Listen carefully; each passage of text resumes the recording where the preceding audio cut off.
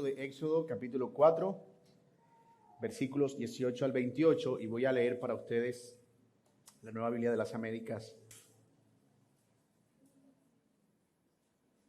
Esto es la palabra del Señor. Moisés se fue y volvió a casa de su suegro Jetro y le dijo: te ruego que me dejes ir para volver a mis hermanos que están en Egipto y ver si aún viven. Ve en paz, le contestó Jetro. Y el Señor dijo a Moisés en Madián: ve, vuelve a Egipto, porque han muerto todos los hombres que buscaban tu vida. Moisés tomó a su mujer y a sus hijos y los montó sobre un asno y volvió a la tierra de Egipto, y Moisés tomó también la vara de Dios en su mano. Y el Señor dijo a Moisés: cuando vuelvas a Egipto, mira que hagas delante de Faraón todas las maravillas que ha puesto en tu mano, pero yo endureceré su corazón, de modo que no dejará ir al pueblo. Entonces dirás a Faraón: así dice el Señor, Israel es mi hijo, él mi primogénito, y te he dicho: deja ir a mi hijo para que me sirva, pero te has negado a dejarlo ir. Por tanto, mataré a tu hijo, a tu primogénito. Y aconteció que en una posada en el camino el Señor le salió al encuentro a Moisés y quiso matarlo, pero Séfora tomó un pedernal, cortó el prepucio de su hijo y lo echó a los pies de Moisés y le dijo: ciertamente tú eres para mí un esposo de sangre. Entonces Dios lo dejó, pues ella había dicho: eres esposo de sangre a causa de la circuncisión. El Señor dijo a Aarón: ve al encuentro de Moisés en el desierto. Él fue y le salió al encuentro en el monte de Dios y lo besó. Y Moisés contó a Aarón todas las palabras que del Señor con las cuales le enviaba y todas las señales que le había mandado a hacer. Oremos juntos. Padre que estás en los cielos, te damos gracias por permitirnos leer aquí tu palabra y tener la posibilidad, Señor, de predicarla, entenderla. Tenemos que algunos pasajes de la Biblia, y este es uno de ellos, son pasajes, Señor, complejos, a veces difíciles de entender, de interpretar, pero, Señor, tu palabra se interpreta a sí misma y nos has concedido también al Espíritu Santo que nos ayuda a poder entender esas cosas que a veces son difíciles, y también a conformarnos con la idea de que las cosas reveladas nos pertenecen a nosotros, pero las cosas ocultas pertenecen al Señor. Así que en la medida, Señor, en la que en esta mañana produzcas entendimiento para nosotros, ayúdanos para que esa comprensión, ese entendimiento de lo que es claro, transforme nuestras vidas, nos ayude a vivir en obediencia y podamos así agradar al Señor. Te damos gracias, oh Dios, en el nombre de Cristo Jesús. Amén y amén. Uno de los aspectos más emocionantes de la literatura bíblica narrativa, es decir, de las historias bíblicas, es que nos permite ver a Dios en matices que tal vez son más escasos en otro tipo de literatura, como el libro de los Salmos, por ejemplo, o tal vez los libros proféticos, que presentan facetas de un Dios poderoso, majestuoso, y es cierto que está sentado en el trono, que está gobernando, que está reinando, pero que no nos deja ver cómo se está relacionando específicamente, en situaciones específicas más bien, con sus hijos, con aquellos sobre los cuales Él reina. Las historias nos dejan ver a Dios interactuando con su pueblo, hablando, discrepando, mostrando afectos, corrigiendo, y eso hace que sea más fácil identificar la naturaleza de sus atributos. Es decir, cuando pensamos en el amor, la soberanía, la eternidad, podemos llegar a pensar que son atributos abstractos, complejos, pero en las historias es que vamos viendo cómo esos atributos se hacen manifiestos. Y textos como el que veremos hoy hacen que fijemos la mirada precisamente en esos aspectos, porque nuestro texto se concentra en relatar la historia del llamado de Moisés, en el que vemos su carácter y cómo ese conocimiento que estamos teniendo de esa interacción del carácter de Dios con Moisés se convierte en una fuente muy provechosa de ánimo y también de instrucción para nosotros. Hemos estado viendo hasta ahora el enérgico llamado de Dios a Moisés, una zarza ardiendo que habla con Moisés y le da unas instrucciones específicas acerca de cómo él va a ser el gran libertador de Israel. Pero también hemos visto la negativa recurrente de Moisés hacia la voluntad de Dios. él ha buscado pretextos uno tras otro para negarse a hacer lo que Dios le está mandando a hacer. Y cuando finalmente Dios lo persuade, lo convence, derriba todos sus argumentos, ahora ya que tenemos a un Moisés sin objeciones y listo para ir a Egipto, pero todavía nos falta un pedazo en la historia. Uno quisiera que, listo, Moisés está convencido y al día siguiente aparece en Egipto, pero no. En la historia hay como una especie de transición en la que se nos muestra el viaje, los preparativos y algunas cosas extrañas, dramáticas que suceden en el viaje, que tienen un mensaje interesante para nosotros. Si ustedes me preguntan como predicador, yo me habría saltado ese pasaje. Me hubiese hecho el loco, como que abran su Biblia en Éxodo 5. Porque no es esos pasajes que uno se levanta un día como predicador y dice, tengo unas ganas de predicar Éxodo 4, 18 al 28. Y hay un montón de cosas que incluso en la mera lectura a mí me parecen extraños. Cortan prepucio, eres marido de sangre, que Moisés está muriendo, el hijo, se le tiran el prepucio a los pies. Y yo, espérate. Así que todavía falta una cosa más que Dios tenía que poner a cuentas entre Moisés y él. Y esta vez no solo con Moisés, sino con la familia de Moisés. Dios ya había, decimos nosotros, arreglado el chico con Moisés. Pero faltaba un detalle no menor con su familia. Y es precisamente en eso en lo que se concentra nuestro texto en la mañana de hoy. Es un texto que además hace evidente el plan de liberación para Israel, el pueblo a quien Dios llama su hijo, y el papel que habría de representar el derramamiento de sangre como la señal de que es así como Dios iba a detener la muerte y el juicio sobre los malos, pero sería también la señal de pacto con sus hijos. La sangre aquí por primera vez en relación con el juicio, y eso conviene que nosotros le prestemos atención para tratar de entender el porqué y la relación que tiene con nosotros ahora.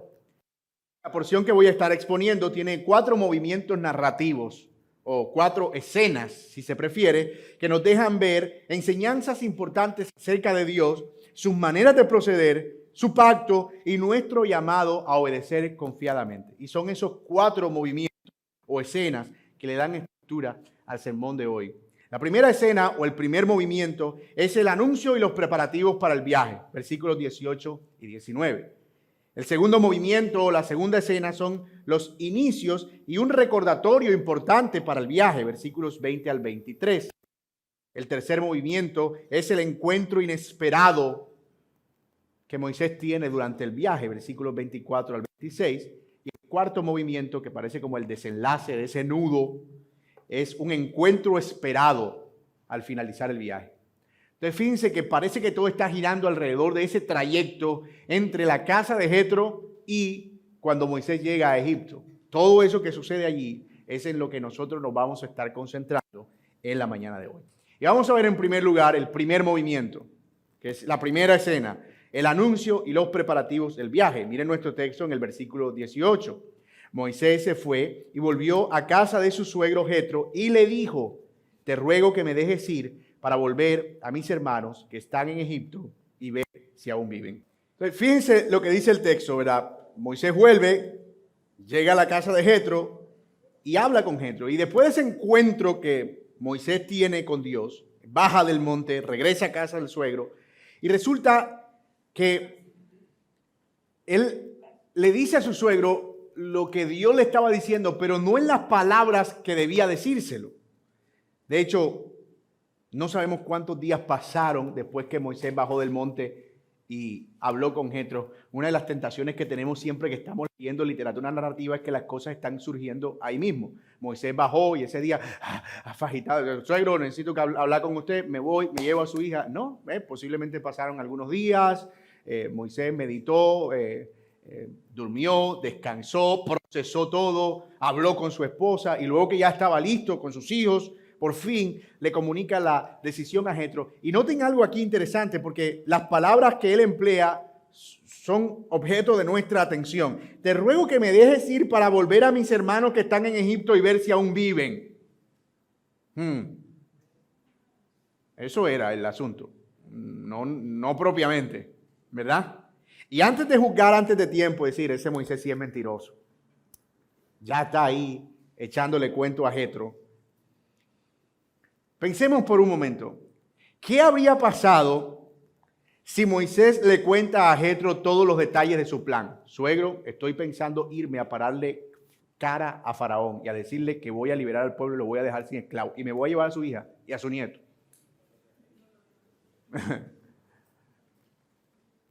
Si para Moisés fue difícil creer en el llamado de Dios, imagínate para Jetro creer en esas palabras de Moisés.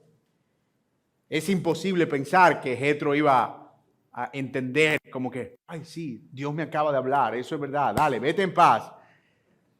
Sin embargo, yo no quiero hilar delgado porque el texto no lo dice. Algunos sugieren que Jetro de alguna manera entendió el plan que Moisés le comunicó completamente. Sin embargo, las palabras que Dios usa más adelante, cuando le aclara a Moisés cuál es el verdadero propósito del viaje, que él, que sí conoce las intenciones, le declara a Moisés que no tenga temor, que él va a estar con él. Eso muestra más o menos que Moisés lo que estaba haciendo en realidad era evitar un conflicto. Dar la información necesaria para llevar a cabo una misión sin que eso representara una ruptura de su relación con su suegro. Ahora, aquí hay un principio práctico importante. Moisés está mostrando un profundo respeto por Jetro, profundo. Él no tuvo consigo la figura de un padre. Recuerden ustedes que Moisés creció en unas condiciones únicas. Por lo que Jetro llegó a ser para Moisés como un papá.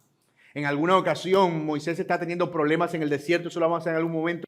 Jetro aparece y le da unos cuantos consejos y él los acata, porque Moisés consideraba a Jetro como un mentor, como un líder, como un instructor familiar. Y esa consideración que Moisés está teniendo con Jetro es en realidad admirable. Moisés acababa de hablar con Dios.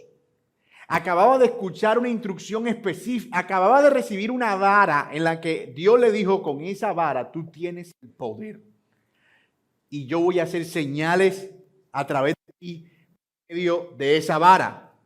Acababa de recibir la confirmación de que iba a ser el libertador del pueblo de Israel, ni más ni menos, pero eso no se le subió a Moisés a la cabeza. De ninguna manera. Hijos que estamos aquí. No hay ningún logro que nosotros podamos alcanzar o edad que podamos cumplir que nos dé permiso para ser deshonrosos o desobligantes con nuestros padres. Esto es un mandamiento importante. Más adelante quedaría plasmado en las tablas de la ley. Honra a tu padre y a tu madre, que es el primer mandamiento. A veces, como hijos, pensamos que la honra a los padres es solo mientras estamos en casa y no vemos la hora de cumplir 18 para hacer cuanto nos place. Pero lo cierto es que esto es algo que debemos guardar mientras ellos vivan. No haga mala cara. Así es lo que la Biblia dice. Mientras nuestros padres vivan. Moisés recibe la autorización de Jetro para emprender el viaje con unas palabras muy conocidas en la Biblia. Shalom, ten paz, que el Señor vaya contigo, que todo salga bien, que todo vaya según lo planeado. Pero antes de eso aparece un recordatorio importante. La misma declaración de Jetro de paz para Moisés era lo que Dios tenía que decirle a Moisés. Y miren lo que dice allí el versículo 19. Y el Señor le dijo a Moisés en Madián, ve, vuelve a Egipto porque han muerto todos los hombres que buscaban tu vida. Parece que el Señor estaba viendo la necesidad de afirmar y reconfirmar a Moisés porque Él conoce los corazones. Y Él sabía que todavía en el corazón de Moisés había cierto temor, había cierto miedo. Y el Señor le dice, mira, no tengas miedo porque la gente que sabía de ti, el que te iba, se está perdiendo el sonido, ¿verdad? La gente que te iba a matar ya no está. Así que Moisés recibe esa palabra del Señor como una palabra oportuna. ¿Y qué oportuna es siempre la palabra del Señor? Qué oportuna. Dios siempre habla a nuestras vidas lo que necesitamos para los momentos de temor e incertidumbre. Y eso es un verdadero regalo para el cristiano. Tenemos la palabra de Dios disponible para nosotros, para toda situación, para toda circunstancia de la vida. Así que Moisés ahora parece que tiene por lo menos los aspectos emocionales resueltos. Ya se despidió de su suegro, ya recibió de su suegro y ahora está recibiendo la diestra de parte del Señor. Ahora, nuestra historia pasa rápidamente a la segunda escena, y en esta segunda escena, Moisés y su mujer hacen los preparativos para el viaje y no debemos pensar otra vez, esta aclaración es importante, no debemos pensar que esto está pasando ahí, como en el instante. Dios le habló a Moisés y ahora Moisés está listo, recogió todas sus maletas y su andamiaje y ahora se va. No, eso pudo haber tomado algún momento. Así que estamos listos para ver nuestro segundo movimiento, el inicio y recordatorio para el viaje. Miren el versículo ahora conmigo, versículos 20 y 21. Moisés tomó a su mujer y a sus hijos, los montó sobre un asno y volvió a la tierra de Egipto. Moisés tomó también la vara de Dios en su mano. Debo confesarles algo, esto no lo dice el texto, pero cuando yo lo estaba leyendo, yo me imaginé, porque yo siempre me estoy imaginando la historia, era como que Moisés subió todo. Espérate, la vara. Se me está quedando nada más y nada menos que la vara. Eso no sucedió así, muy seguramente, ¿verdad? Pero es importante que el texto muestra que él también llevaba la vara en su mano. Y el Señor dijo a Moisés, cuando vuelvas a Egipto, mira que hagas delante de Faraón todas las maravillas que he puesto en tus manos. Pero yo endureceré su corazón, de modo que no dejará ir al pueblo. Entonces dirás a Faraón, así ha dicho el Señor, Israel es mi hijo, mi primogénito, y te ha dicho, deja ir a mi hijo, para que me sirva, porque te has negado a dejarlo ir, por tanto, mataré a tu hijo, a tu primogénito. Yo quiero que leamos esa escena con música de fondo. Moisés, su esposa y sus hijos preparan su equipaje. No está supuesto a hacer un viaje largo, por eso emplean pocas maletas, poco bagaje. Así que es suficiente para subirlo en un asno. Han pasado 40 años.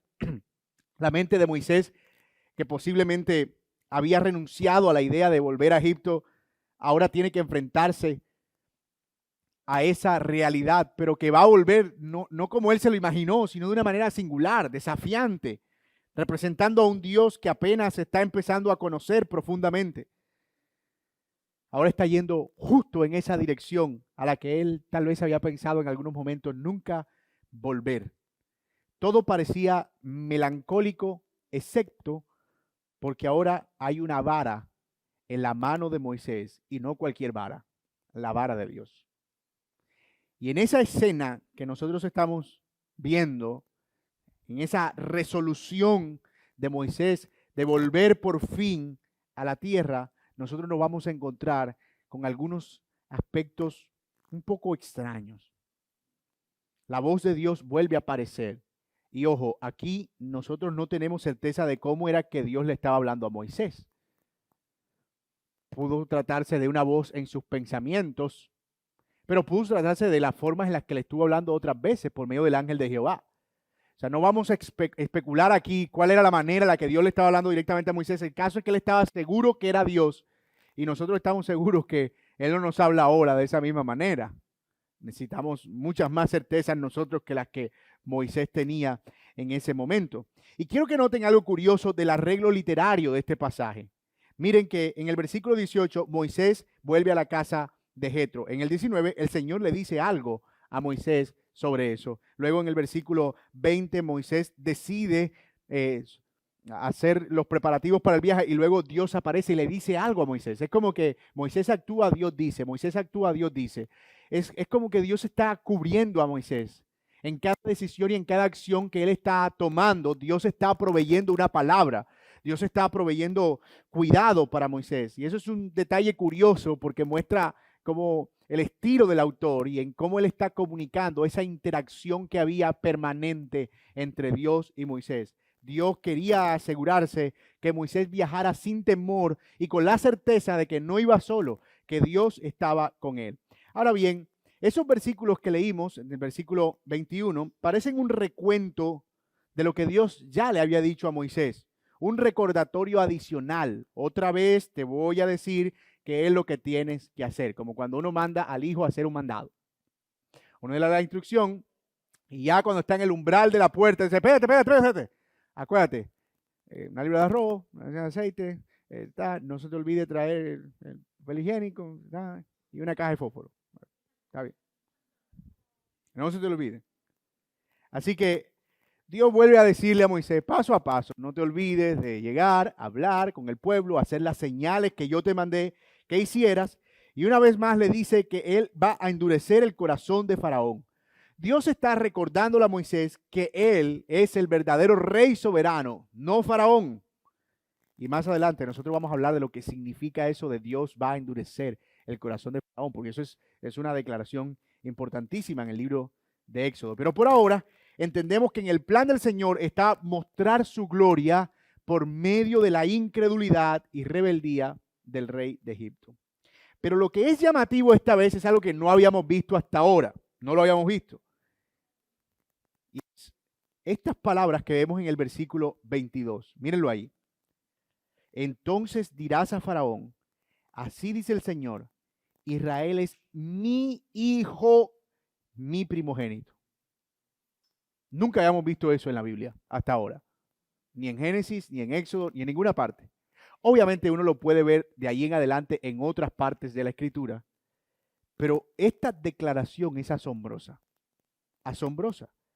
El versículo 3 es un pedido, 23, perdón, es un pedido para que Faraón deje ir al Hijo de Dios, pero por causa de su endurecimiento, él se negará. Entonces Dios matará a su primogénito. Como dije, esta expresión está cargada de significado y aparece aquí en la Biblia con un sentido teológico verdaderamente profundo y relevante para nosotros. Dios por primera vez llama a su pueblo su hijo. Y es interesante porque aunque Israel ya era el pueblo de Dios, porque ya se había constituido, Jacob había crecido, etcétera, es aquí que el Señor usa esta expresión luego de la liberación que él iba a traer para ese pueblo. El pueblo sería llamado su hijo. Un comentarista agrega lo siguiente. Esto es muy importante ya que muestra que no es una relación de ascendencia natural. Es decir, no es que Israel haya sido perpetuamente el hijo de Dios. En algún momento Dios empieza a llamarle mi hijo, sino que tuvo su inicio en la historia y es contemporánea a las obras de liberación y redención del Señor. Por lo que se trata de una decisión, selección y elección divinas. La gracia de la salvación inicia y concede la gracia del poder ser sus hijos. Fin de la cita. Lo que está sucediendo aquí no es otra cosa que Dios, habiendo escogido a Jacob o a Israel como su pueblo, ahora por medio de la liberación que él iba a traer, lo va a convertir en su hijo. Y de hecho, lo que está presentando el Señor aquí es un enfrentamiento entre dos descendencias, entre dos linajes. Y deja claro el Señor cuál de esos linajes es el que va a ser el victorioso. Está el linaje de Faraón y está el linaje de Dios. Y como vemos, esta es una de las declaraciones centrales en el libro de Éxodo. El pueblo de Israel, que fue elegido por Dios desde antes de su existencia, se convierte en su hijo por medio de la liberación. Y en consecuencia son llevados a un lugar para que ahora le adoren y le sirvan. Amados míos, amados hermanos, esa es exactamente nuestra historia. Exactamente nuestra historia. Un pueblo esclavo que un día fue alcanzado por la gracia divina y que escuchó dormido casi hasta la muerte en los brazos del pecado que nos esclavizaba. Eso éramos nosotros. ¿Y qué voz escuchamos? Deja ir a mi hijo, a quien yo he escogido. ¿Para qué? Para que me sirva. Deja ir a mi hijo que yo he escogido para y nosotros corrimos a Él como nuestro Padre. Ese pasaje deja ver ese sentido de paternidad. Y por eso les decía en principio que los relatos históricos nos permiten ver matices de Dios que no vemos tal vez en pasajes más o en libros o textos más poéticos como los Salmos. Aquí es Dios presentándose como el Padre de su pueblo. Él nos ha rescatado para que seamos hijos suyos. Y esa es tremenda verdad. No tiene sentido que vivamos como esclavos del pecado o de lo que sea que hayamos sido liberados si Él nos ha constituido ya hijos y herederos suyos conforme a la promesa. El apóstol Pedro recoge muy bien esas palabras en el capítulo 1 de su primera carta, cuando dice: bendito sea Dios y Padre de nuestro Señor Jesucristo, quien según su gran misericordia nos ha hecho nacer de nuevo a una esperanza viva mediante la resurrección de Jesucristo de entre los muertos, para obtener una herencia incorruptible, inmaculada y que no se marchitará, reservada en los cielos para ustedes. Mediante la fe, ustedes son protegidos por el poder de Dios para la salvación que está preparada para ser revelada en el último tiempo. Esa es la declaración de la paternidad de Dios sobre sus hijos. Y esa es la declaración nuestra de hijos que no merecían ser hijos, sino que eran enemigos del Señor, pero que ahora han sido recibidos en los brazos del Padre. Hermanos, eso es tremendo. Porque entre más entendemos nuestra posición en Cristo, y esa posición es que somos hijos de Dios, más seremos conducidos a un sentido de reverencia, de servicio, de adoración, de abandono del pecado. Por lo que eso es algo que debemos recordar todos los días de nuestra vida. ¿Quién somos? ¿Qué hemos sido hechos por Dios? Somos sus hijos. Juan dice en el capítulo 1, más a todos los que le recibieron, a los que creen en Él, Él les dio potestad de ser llamados como hijos de Dios. Y yo me temo que a veces eso es una declaración que asumimos muy superficialmente y no podemos o no entendemos qué es lo que hay detrás de esa declaración. Es todo lo que implica rescatados, el haber sido liberados por medio de la sangre, como lo veremos en un momento, el haber sido rescatados con el propósito de servirle a Dios. Todo eso está implícito allí. Casi siempre cuando pensamos en ser hijo de Dios, estamos pensando en los privilegios que eso representa, pero no en la demanda que eso trae consigo. Y la demanda es: deja ir a mi hijo. ¿Para qué? Para que sea prosperado y viva rico en este mundo y todos sus planes se cumplan y para que para que le vaya bien. No, para que me sirva. Y por supuesto, en eso de servirle, el Señor en su bondad extiende gracia y nos permite disfrutar de sus regalos mientras le servimos. Pero el propósito principal de nuestra liberación y de nuestra condición de hijos no es el reclamo de derechos. Es la demanda de nuestros deberes, lo que somos llamados a hacer para que me sirva.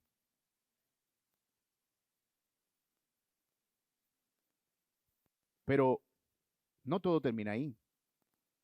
La escena empieza ahora de unas palabras de Dios a las acciones de Dios sobre Moisés.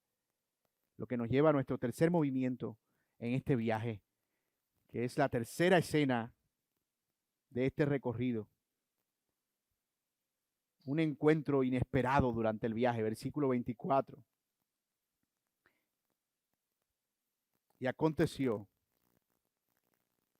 que en una posada en el camino el Señor le salió al encuentro a Moisés y quiso matarlo. Ya ahí empezamos a tener problemas. Y entonces, Señor, o sea, un show para llamar a Moisés a una zarza, convencerlo, otra vez reconvencerlo, darle palabra de ánimo, sacarlo. Todo es un espectáculo. Y ahora vamos a matar a Moisés.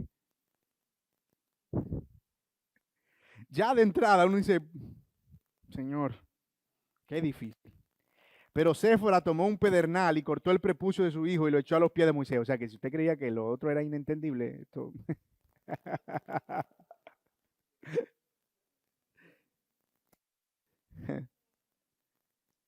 Y luego dice, ciertamente tú eres para... Lo dejó, pues ella había dicho, eres esposo de sangre a causa de la circuncisión. La escena cambia, como dijimos rápidamente, y ahora nos encontramos en un nuevo escenario. Una posada, una especie de paraje improvisado donde la gente como que acomodaba, eran como huecos en piedra y algunas enramadas que estaban disponibles en el camino y cada persona debía llevar los elementos necesarios para poder cubrirse y usarlo como una estación para pernoctar, para pasar la noche. Y ese pasaje contiene unas cosas dramáticas y difíciles de explicar, pero trataremos de usar la estrategia de concentrarnos en lo que es claro y dejar de lado lo que es más oscuro, la vieja confiable. Vamos a ver qué es lo que es claro en el pasaje y vamos a tratar de ver cuál es su significado y aquello que es oscuro, pues lo dejamos ahí, porque definitivamente no vamos a poder tener la comprensión completa de cada cosa que eso está representando. Sin embargo, gracias a Dios, lo que es claro es suficiente para entender la intención del pasaje. De repente Moisés, sabemos cómo, Dios le sale al encuentro. Algunos comentaristas han sugerido que es un encuentro más o menos como el que tuvo Jacob con Dios, ¿se acuerdan? En Betel. Así, como que Dios le salió al encuentro y empezó a luchar por medio de su ángel, el ángel del Señor con Jacob. Otros sugieren más bien que es como que cayó en cama. Estaba bien, le entró un dolor, se estaba muriendo. No sabemos cómo hizo Séfora para entender que era Dios. Pudo suceder que, perdón, ok. Pudo suceder que César en alguna le dijo, Dios, es Dios, es Dios. O simplemente ella lo discernió, no sabemos. Pero ella supo qué hacer. Así que en esa especie de lucha, ella lo que hace es que corre y ejecuta un plan. El plan es cortar el prepucio de su hijo Gersón, el primogénito. Por algún entendió que ella iba a calmar la ira. Ella entendía que Dios estaba enojado en eso. Entonces dice, vamos a resolver ese problema. Que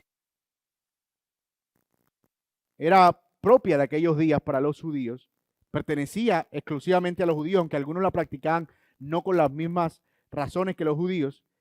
Y ella lo que hace es, si este es el problema, voy a hacerlo enseguida y toma una piedra, ni siquiera un cuchillo, una piedra. Corta la piel del prepucio del niño y lo pone a los pies de Moisés, así, ensangrentado. Y algo más extraño todavía es que cuando eso sucede, Dios deja a Moisés. O sea, lo suelta. ¡Ah! Moisés vuelve a la vida, agarra aire. Las palabras de Séfora no es que nos ayuden mucho a entender el pasaje. Tú eres para mí ahora un esposo de sangre.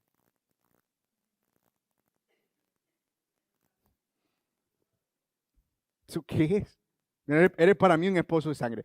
La traducción literal tiene que ver algo como si ella se hubiese vuelto a casar con Moisés. Algunos han dicho, es que ahí Séfora está brava. Y está diciéndole a Moisés, viste, me tocó derramar la sangre de mi hijo, ahora ahí tienes tu sangre. No, porque tenemos la idea de que las esposas son así, pero no, esto es más una declaración de amor. Y te preocupa tuya, de ese Dios tuyo me tocó cortar el prepucio. Le digo, ahora sí, pues bonito, es mi esposo, pero con sangre en las manos. No. La traducción literal parece que tiene que ver más con una expresión de regocijo, como que gracias a esa sangre tú volviste. Y tú eras para mí como un novio por pacto, pero ahora como que vuelves a ser mi esposo con un pacto de sangre que era entendido como un pacto de mucha más prevalencia. Esa parece ser como la idea literal. Es una expresión de gratitud porque Dios había dado vida a Moisés. Ahora sí, teniendo entonces los elementos sobre la mesa, que no es que ayude mucho, vamos a tratar de entender qué es lo que está pasando aquí. Dios le acaba de decir a Moisés hace apenas unos momentos, que él le iba a traer a Egipto un juicio severo. Iba a matar al primogénito de Faraón y, por otro lado, su primogénito, es decir, su pueblo, iba a vivir, su hijo. Nosotros sabemos que Dios estableció la circuncisión, eso de cortar el prepucio, como un medio por el cual alguien podía llegar a entrar en una relación de pacto con Dios. Entonces, Dios le acaba de decir a Moisés que él iba a traer ese juicio severo. Ahí estamos, ¿verdad? Dios había establecido una relación de pacto con su pueblo por medio de la circuncisión. Y de nuevo, es extraño del por qué no habían circuncidado a Gersón, pero es entendible. Moisés solo vivió unos cuantos meses con sus padres en Egipto y en Madián no tenían la costumbre de circuncidar a los niños que nacían. Por lo tanto, es comprensible que Séfora se hubiese opuesto a algo que podía ser visto en otras culturas como cruel. Así que es, de nuevo, comprensible. Pero el Señor le está dejando claro a Moisés una cosa. Solo aquellos que han entrado en una relación de pacto con Él por medio de la circuncisión iban a ser librados del juicio. Esa es la idea general de lo que está pasando ahí. Lo que pasa es que Dios se lo está enseñando de manera muy drástica a nuestro juicio.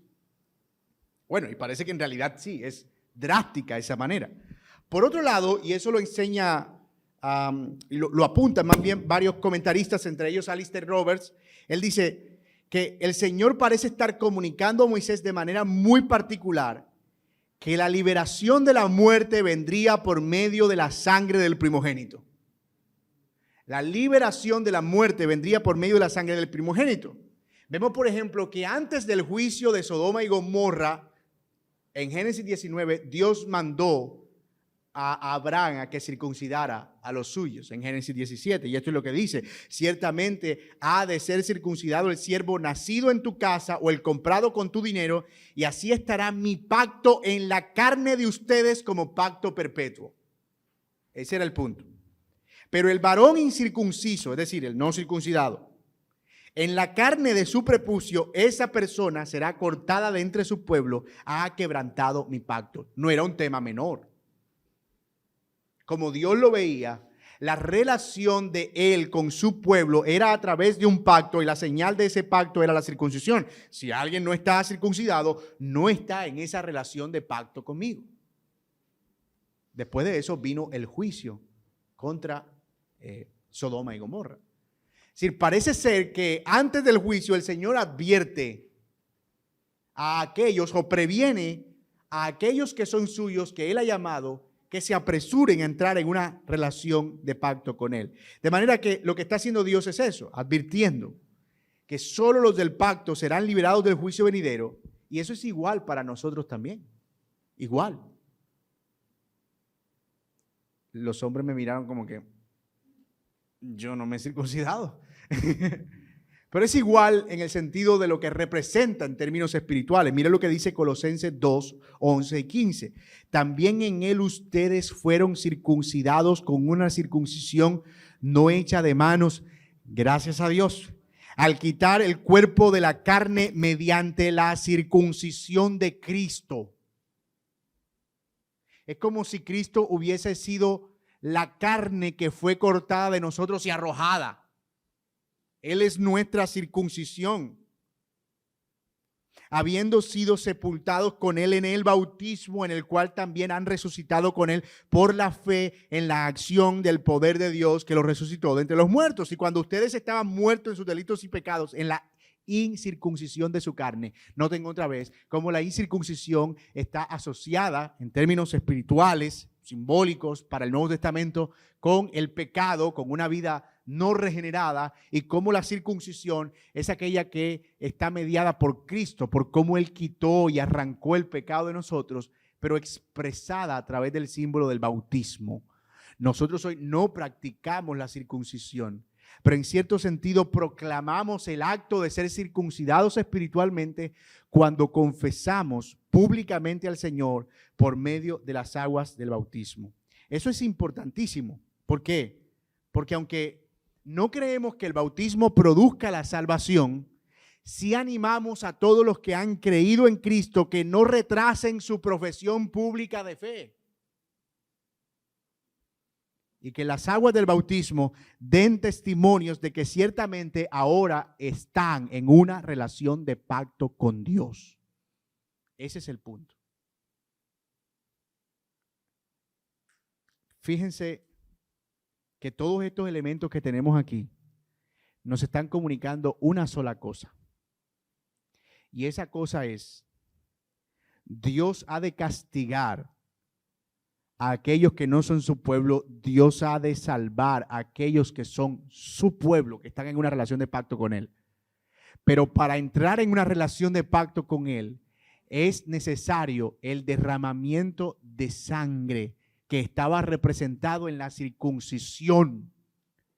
Así que para nosotros hoy ese derramamiento de sangre no es otra cosa que el sacrificio de nuestro Señor Jesucristo, el prepucio cortado y arrojado al suelo con su sangre para unirnos al pacto con Dios.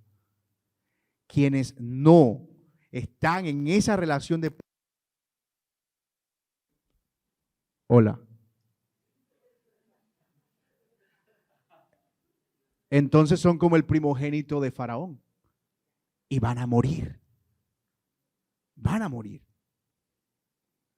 Y esa muerte para nosotros es el entendimiento de la muerte eterna, de la separación perpetua con Dios.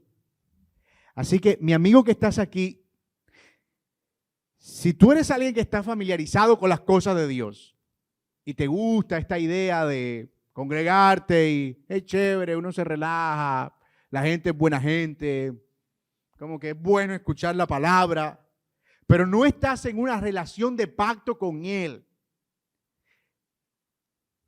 Por medio de la fe en Cristo hay una realidad. El juicio de Dios va a venir. Es inevitable. No podrás eludirlo y será una cosa terrible, dice la Biblia.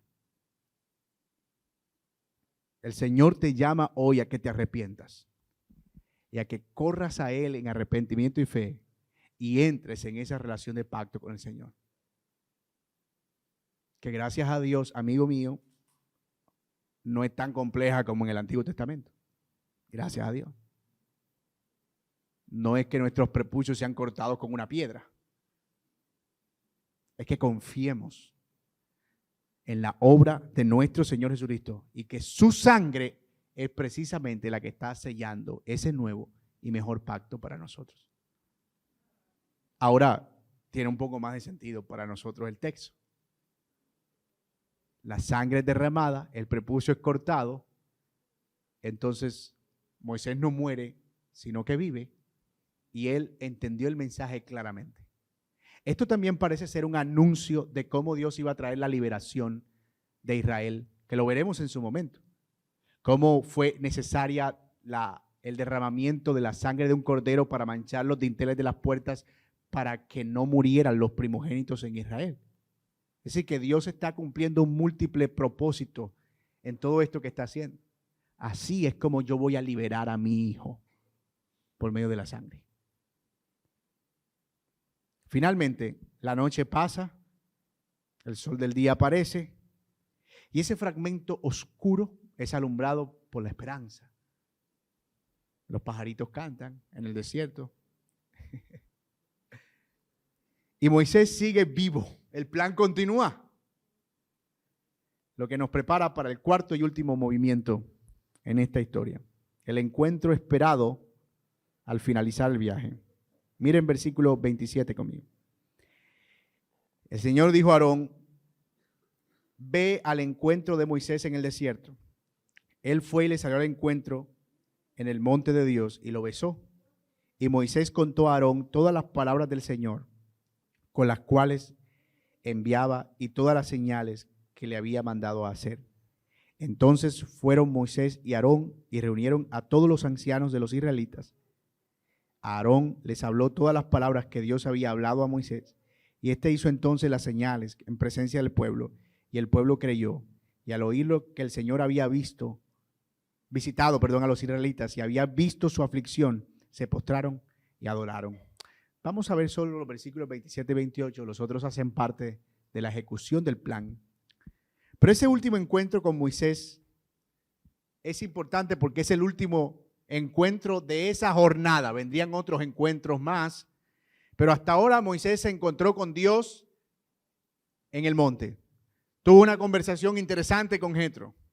Luego se vuelve a encontrar con Dios en el camino. Y ahora él se encuentra con Aarón después de esa dramática experiencia en la noche anterior. Y es posible que Moisés conociera de antemano a Aarón. Acuérdense que él visitaba frecuentemente a los suyos y él sabía e identificaba a su familia. Puede ser que en sus años tempranos, antes de salir de Egipto, él hubiese sabido que tenía un hermano, que su nombre era Aarón, etcétera, etcétera. Y eso lo vemos porque en el saludo que ellos se dan es un saludo familiar. Ellos se saludan con un beso.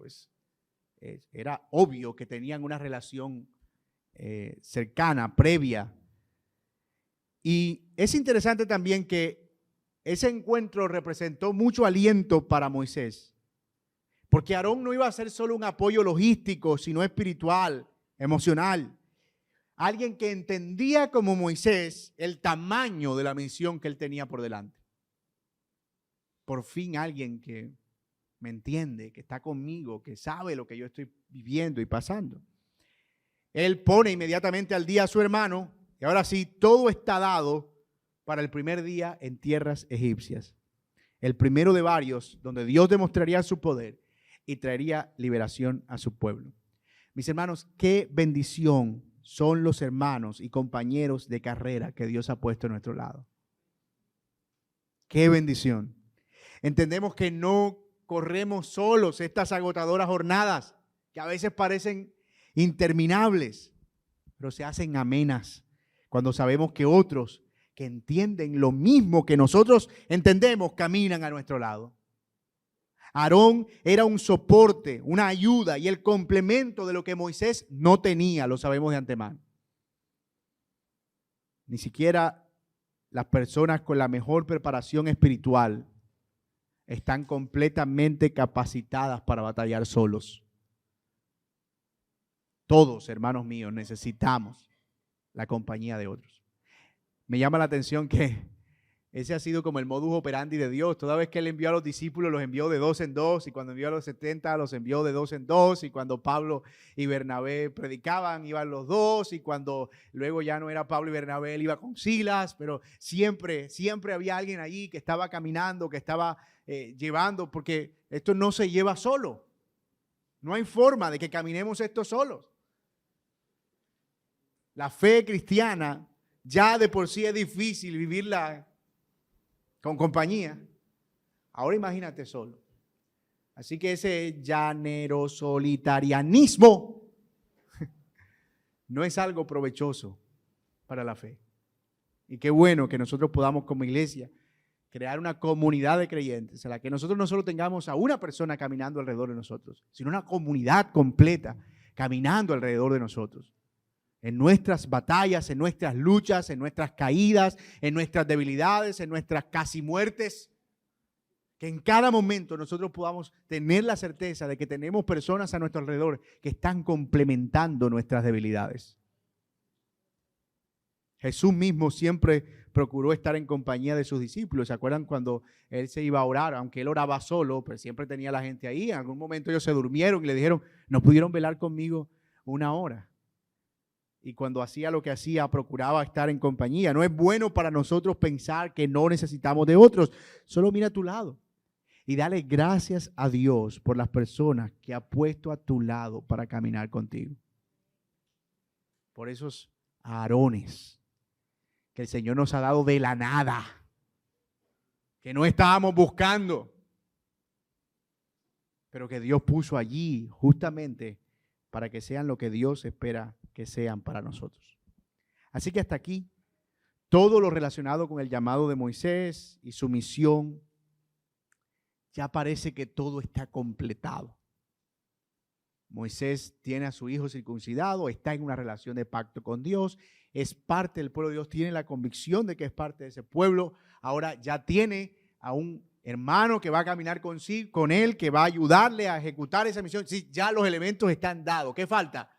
El día que entren a Egipto, el día que hablen y muestren las señales que el Señor ha mandado hacer por su mano. Así que, mis amados, si Dios lo permite, en los próximos sermones vamos a estar viendo ese momento. Ya cuando Faraón y Moisés entran a la presencia, Moisés y Aarón entran a la presencia de Faraón para demostrar las señales del poder de Dios. Y veremos otras escenas todavía mucho más dramáticas, pero que nos van a seguir mostrando lo que hemos visto en este pasaje, aspectos cercanos del carácter de Dios con los que nosotros también podemos interactuar. Así que oremos, hermanos, y demos gracias al Señor por su palabra en esta mañana. Amante buen Dios que estás en los cielos, te damos gracias por textos como estos que a veces parecen difíciles, pero que nos dejan ver verdades tan asombrosas. Gracias porque por medio de Cristo, Señor, hoy nosotros entramos en una relación de pacto contigo, Señor. Y estamos seguros que si hemos creído en Cristo, somos miembros, somos parte de ese pueblo. Gracias, Señor, por la ayuda que has provisto para nosotros por medio de hermanos que has puesto a nuestro lado, personas que sirven con nosotros y que nos ayudan, Señor, a correr bien esta carrera. No permita, Señor, que en algún momento, Padre, nos desprendamos de esta realidad, de saber que somos hijos tuyos y que necesitamos a otros. Que tenemos una relación contigo, pero que necesitamos también una relación con otros. Señor, convéncenos de esta necesidad y ayúdanos a ser una iglesia que practica eso, Señor. Quiero pedirte también, si hay alguien aquí, Señor, que no te conoce, te pido, Padre, para que tú traigas convicción a su corazón y un profundo sentido de arrepentimiento al saber, Padre, que aquellos que no están en esa relación de pacto contigo, Señor, entonces tendrán que enfrentar el juicio venidero. Y eso, Señor, es una cosa terrible. Así que te ruego, Padre, que traigas esa convicción, que traigas ese ánimo, que traigas, Señor, al Espíritu Santo a sus corazones para que los convenza de pecado, de justicia y de juicio y puedan confesar al Señor en arrepentimiento y en fe. Y también te pido, Señor, para que el nombre de tu Hijo Jesucristo sea exaltado al saber que es por su sangre que nosotros hemos, Señor, alcanzado esta salvación tan poderosa. Si hay alguien aquí, Señor, que está también batallando con sus pecados y con su incapacidad, muéstrale, Señor, el perdón y la posición que tenemos en Cristo. Que como hijos tuyos, Señor, somos guardados por el poder de Dios hasta el día de tu venida, Señor. Gracias te damos y oramos todo esto en el nombre de nuestro Señor Jesucristo. Amén. Amén. Señor,